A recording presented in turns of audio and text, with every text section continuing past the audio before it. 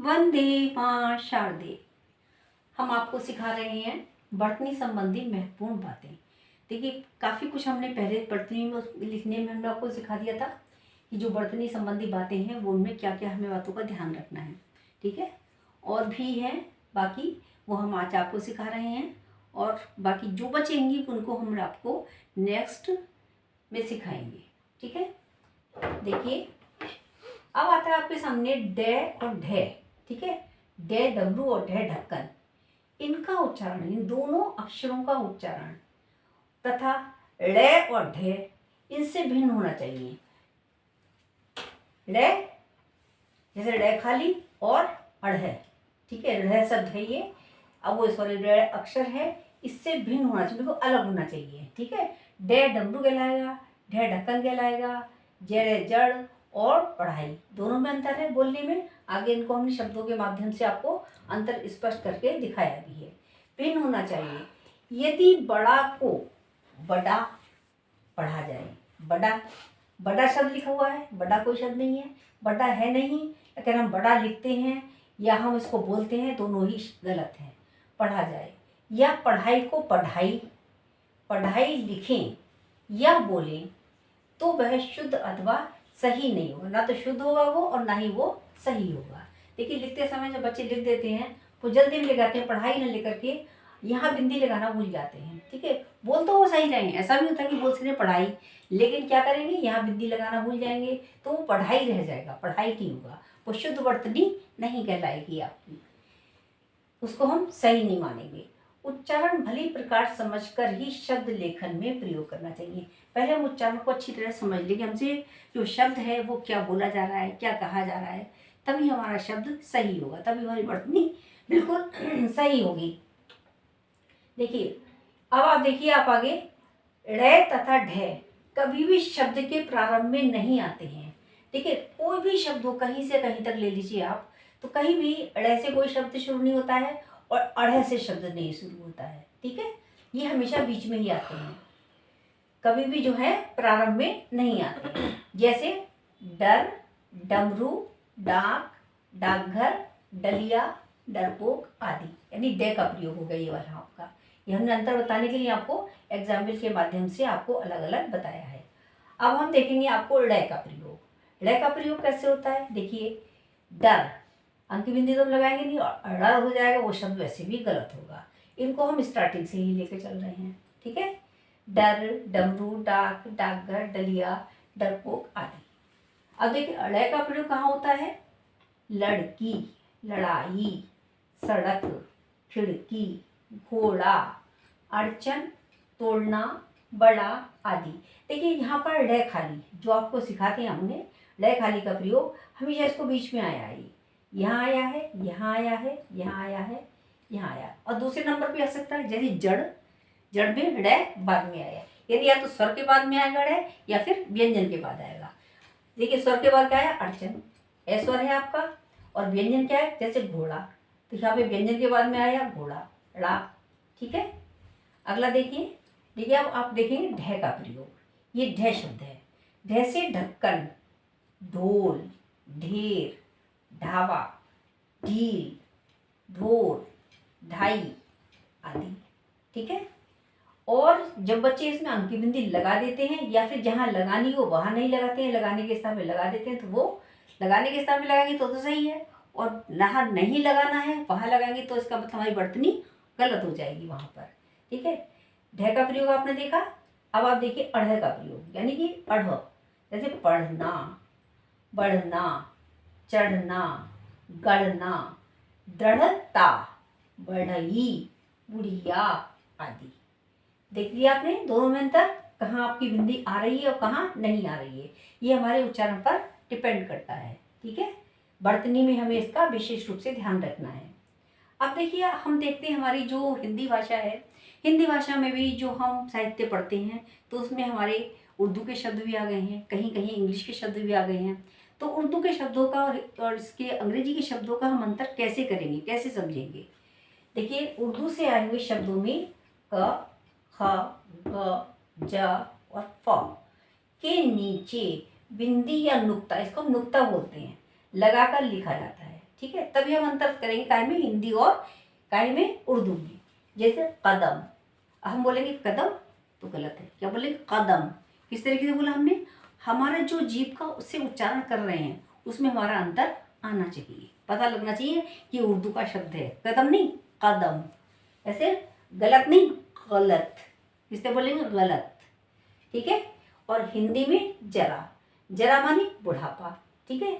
और उर्दू में हम इसको बोलेंगे जरा सा, क्या बोलेंगे, जरा सा, जरा सा मतलब थोड़ा सा, ठीक है। तो क्या हुआ उसमें, हम यहाँ पर नुक्ता लगा के लिखेंगे, जरा यानी थोड़ा सा। अब आइए इंग्लिश के शब्द में। इंग्लिश में जैसे पहले आपको बताएंगे हिंदी का, हिंदी में है फूल, ठीक है। फूल कैसे लिखा गया, फूल, हमने उच्चारण किया तो हमने दोनों होठ मिला लिए और हमने इसको बोला, ठीक है।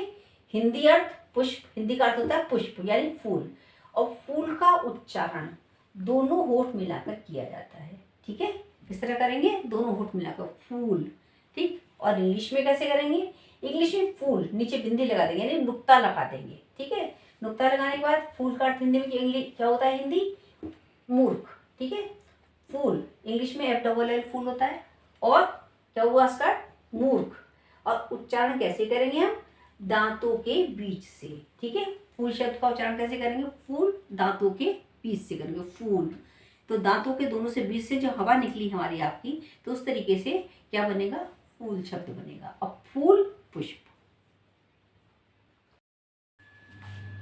देखिए अब हम आपको सिखा रहे हैं इसमें उच्चारण तथा वर्तनी संबंधी अशुद्धियों का शुद्ध प्रयोग। देखिए हम बोलते कुछ और हैं लेकिन लिखा कुछ और जाता है, ठीक है। कहीं पर ह्रस्व होता है तो हमें दीर्घ लिखना पड़ता है, और दीर्घ होता है तो हमें ह्रस्व लिखना पड़ता है। यानी कि जो कहीं पर आ लिखा है तो हमें आ बोलना है, और ए लिखा है तो उसको हमें आ बोलना है, ठीक है। और इसी तरीके से हमें कुछ मात्राएं आपके सामने लेकर आए हैं, उनको आप ध्यान से समझिए।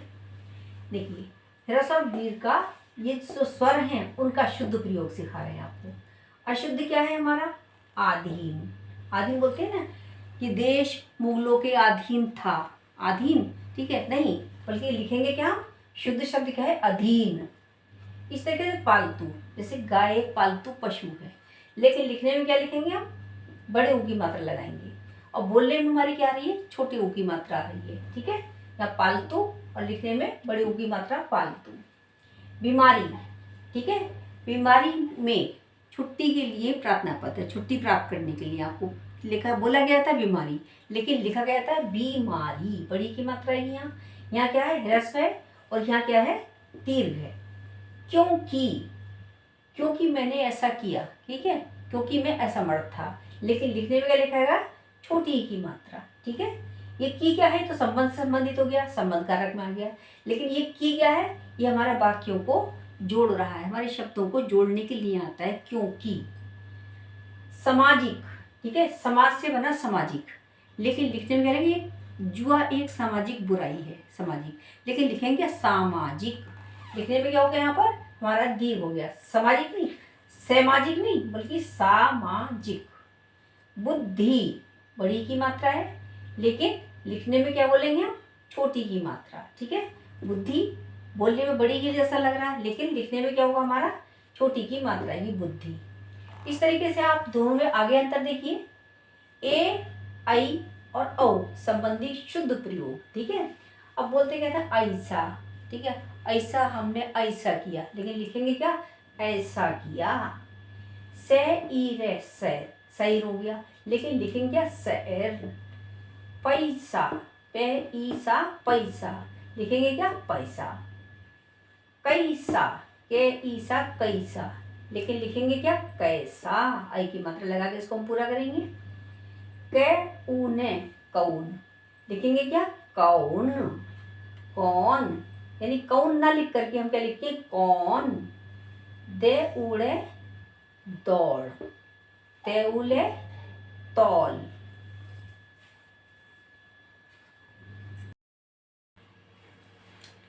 नासिक के संबंधी का शुद्ध प्रयोग, जो उच्चारण करते हैं नासिका से, ठीक है, उनका हम सही प्रयोग कैसे करें, यहाँ सीखेंगे कुछ शब्दों के माध्यम से। यानी अशुद्ध शब्द क्या है, शरण, नहीं, शुद्ध शब्द क्या है, शरण। गुण यानी गुण, प्राण प्राण, रणभूमि रणभूमि, व्याकरण व्याकरण, त्रिकोण त्रिकोण। देखिए सब में देखा आपने ना के स्थान पर हमने क्या प्रयोग किया, अणा खाली। सभी शब्दों में आपने ये देखा कि क्या है हमारा अणा, ठीक है, जिसे हम बोलते हैं अणा खाली। आगे देखिए, सामान्य की जाने वाली अन्य त्रुटियां, जो सामान्य रूप से हम करते ही हैं, जैसे उसमें अशुद्ध में पहले आप देखिए परीक्षा, देखिए परीक्षा में पास हो गए, परीक्षा में हमने पास कर ली। देखिए लिखेंगे क्या हम, शुद्ध शब्द क्या है, परीक्षा, यानी कि बड़ी की मात्रा लगाएंगे तभी हमारा शुद्ध शब्द समझा जाएगा। वर्षा, ठीक है, वर्षा हो गई, बरसात हो गई, लिखेंगे कि क्या, वर्षा। कक्षा, लिखेंगे क्या, कक्षा। कक्षा, कौन सी कक्षा में पढ़ते हो। चाहिए, तुम्हें क्या चाहिए, यानी तुम्हें क्या चाहिए। कृपा, सही शब्द क्या है, कृपा। वाणी, लिखेंगे क्या, वाणी। देखिए अभी तक हमने आपको शुद्ध वर्तनी सिखाई, उससे पहले हमने आपको वर्णमाला सिखाई, वर्ण विन्यास सिखाया।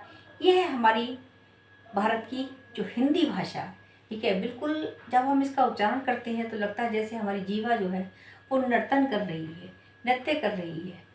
तो देखिए मैं यही कहना चाहूँगी अपनी हिंदी भाषा के संबंध में, हिंदी है भारत की बिंदी, इसे और चमकने दो, ये तो है सुगनों का उपवन, इसे और महकने दो। देखिए ये हमारी हिंदी भाषा थी। अच्छे शुद्ध ढंग से, शुद्ध रूप से आप याद करिए, समझिए, लिखिए। और मेरा आपसे कहना है कि आप मेरे चैनल को सब्सक्राइब कीजिए, लाइक कीजिए और शेयर कीजिए। धन्यवाद।